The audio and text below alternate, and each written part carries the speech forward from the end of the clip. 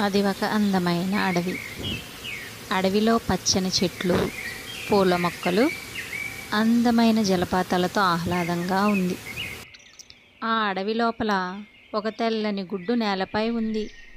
అది నిదానంగా కదులుతూ దానిపైన పగుళ్ళు ఏర్పడి గుడ్డు పగిలి దాని నుంచి ఒక చిన్న పాము బయటకు వచ్చింది.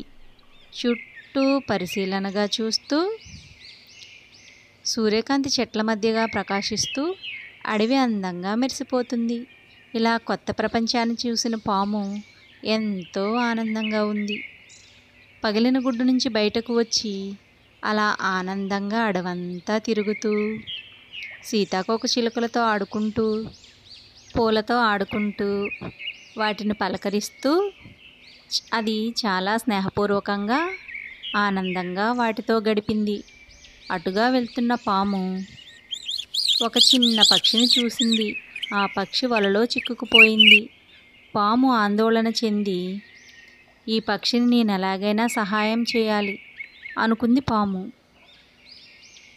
ఏ మిత్రమా, నేను నీకు ఎలాగైనా సహాయం చేస్తాను, నువ్వేమీ భయపడకు. అప్పుడు పక్షి మనసులో, నేను నీకు రుణపడి ఉంటాను మిత్రమా, నాకు ఈ సహాయం చెయ్యి అనుకుంది. మిత్రమా, నేను ఎగరలేకపోతున్నాను అంది పక్షి దీనంగా. పాము ఎలాగైనా పక్షిని వాళ్ళ నుంచి విడిపించాలని ఆలోచించింది. ఏం చేద్దామా అని ఆలోచిస్తుండగా ఒక ఉపాయం వచ్చింది పాముకు. పాము తన శరీరంతో జాగ్రత్తగా వల తొలగించింది. పక్షి ఆనందంగా రెక్కలు ఆడిస్తూ పామును ముద్దాడింది. ఆ రోజు నుంచి పాము మరియు పక్షి మంచి స్నేహితులయ్యారు. అలా ఇద్దరూ ఆ రోజంతా ఆనందంగా గడిపారు.